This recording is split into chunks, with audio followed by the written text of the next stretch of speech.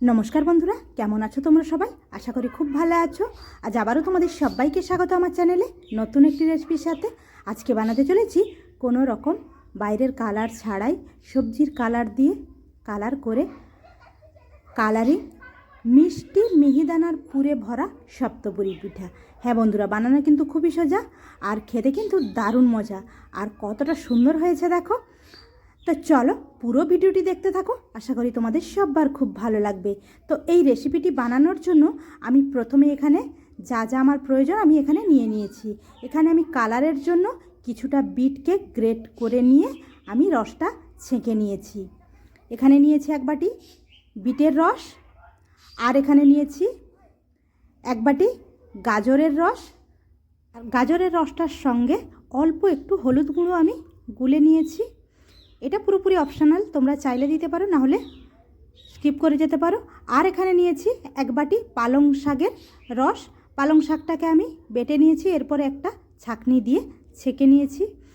তো এখানে আমার 3টে কালার হয়ে গেছে। তো এরপর এই সবজির রসগুলো দিয়ে আমি নর্মালি যেরকম আমরা রুটি বা পরোটা করি, ময়দা নিয়েছি কিছুটা, আর 3টে কালার দিয়ে 3টে ডো রেডি করে নেব। আর এমনি নর্মালি একটা ডো সাদা রেডি করে নেব। তো আমি প্রথমে বিটের রসটা দিয়ে একটা ডো রেডি করে নিয়েছি। এরপর এটাকে সাইডে রেখে পালং শাকের রস দিয়ে একটা ডো রেডি করে নেব। পরিমাণ মতো তেল ও নুন ময়ান দিয়ে প্রত্যেকটা ডো আমি রেডি করে নিলাম। তো পালং শাকেরটাও আমি রেডি করে নিয়েছি, আর গাজরেরটাও হয়ে গেছে, আর নর্মালি একটা যে সাদা সেটাও কিন্তু হয়ে গেছে। তো 4টা কালার কিন্তু আমার পুরোপুরি রেডি। আর এর থেকে আমি সমানভাবে 3টে করে লেচি কেটে নিয়েছি। এরপর এগুলোকে সব রুটির আকারে বেলে নেব। এগুলো খুবই কেটে কেটে আমি দেখাচ্ছি, কারণ এগুলো নর্মালি ব্যাপার। রুটির মতো করে আমি সবকটা বেলে নিয়েছি। এরপর প্রথমে আমি সবুজ যে কালারের রুটিটা বেলেছি সেটা দিলাম, তার উপরে দিয়ে দিলাম গাজরের যে কালারের ডোটা রেডি করেছিলাম তার রুটিটা দিয়ে দিলাম। এরপর ওপরে দিয়ে দিলাম বিট দিয়ে যে ডো রেডি করে রুটি বেলেছিলাম সেটা দিয়ে দিলাম। তারপরে নর্মালি একটা সাদা রুটি দিয়ে দিলাম। এরপর সরু করে এগুলোকে মুড়ে নিচ্ছি। আলতো হাতে এগুলোকে গোল করে মুড়ে নিলাম। এরপরে চেপে চেপে একটু লম্বা করে নেব। তো এরপর এটা লম্বা করে নেওয়ার পর একটা ছুরির সাহায্যে এটাকে কেটে নেব। তো দেখো এইভাবে আমি কিন্তু সমান ভাগে কেটে নিলাম। আর মাঝখান থেকে দেখতে কতটা সুন্দর হয়েছে দেখো। এমনি যা সুন্দর দেখতে হয়েছে, কালারগুলো দারুণ লাগছে। আর ঠিক একইভাবে কিন্তু আমি সবকটা কেটে নেব এইভাবে। তো বন্ধুরা, আমার রান্না তোমাদের কেমন লাগে অবশ্যই আমাকে কমেন্ট করে জানিও।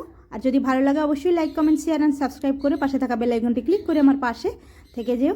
তো দেখো আবারও কিন্তু একইভাবে আরও 4টে রুটি দিয়ে একইভাবে রেডি করে নিচ্ছি এগুলো। তো এরপর একটা একটা লেচি নিয়ে এগুলোকে বেলে নেব। তোমরা চাইলে গুঁড়ি দিয়েও বেলতে পারো অথবা তেল দিয়েও বেলে নিতে পারো। আর এখানে পুরের জন্য আমি নিয়েছি কিছুটা মিহিদানা। তোমরা চাইলে এখানে নারকেলের পুরো ব্যবহার করতে পারো। তো ঠিক এইভাবে লুচির মতো করে আমি বেলে নেব সবকটা। আমি প্রথমে একটা বেলে দেখিয়ে দিচ্ছি। এভাবে লুচির মতো বেলে ভেতর থেকে দিয়ে দিলাম মিহিদানাটা।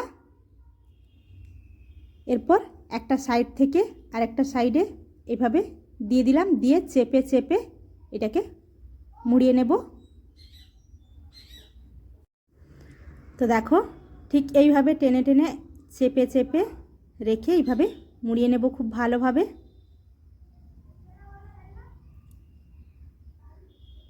তো দেখো একটা সপ্তপুরি কিন্তু আমার পুরোপুরি রেডি হয়ে গেছে।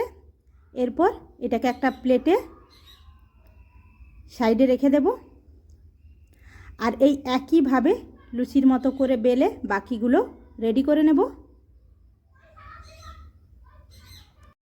পিঠা তো তোমরা অনেকভাবেই খেয়েছো, এইভাবে একবার বাড়িতে অবশ্যই বানিয়ে দেখো। বানালে কিন্তু সবাই মজা করে খাবে, আর দেখতে যতটা সুন্দর খেতেও তো দুর্দান্ত হয়। আর বাড়িতে বানালে কেমন হয়েছে আমাকে কমেন্ট করে জানিও। তো দেখো আবারও কিন্তু একইভাবে আরও একটা গড়ে নিলাম।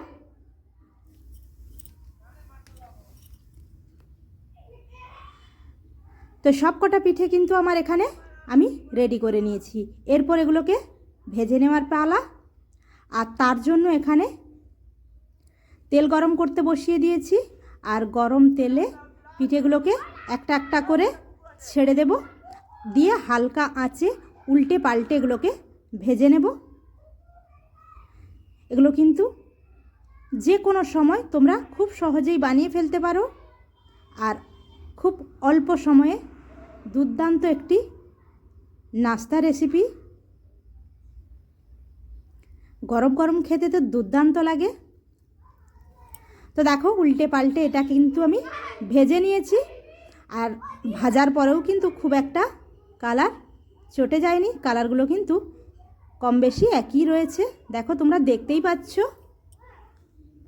তো পিঠেগুলো কিন্তু আমার ভাজা হয়ে গেছে, আমি এগুলোকে তুলে নেব, আর একইভাবে বাকিগুলো ভেজে নেব।